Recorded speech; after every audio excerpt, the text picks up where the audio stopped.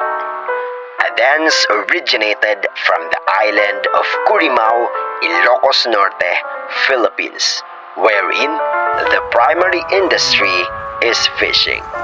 It is also an Ilocano term with the variant agdaklis, which means to fish with a net. It highlights the role of the people of Curimao who inspired the whole community as they all together defy the law of the seas. Nevertheless, it sheds light on the natural bounties that the coastal municipality is blessed with, and a time to bond together with the family and the community, thankful not only for the material blessings but also for social ties that strengthen the people in times of crisis.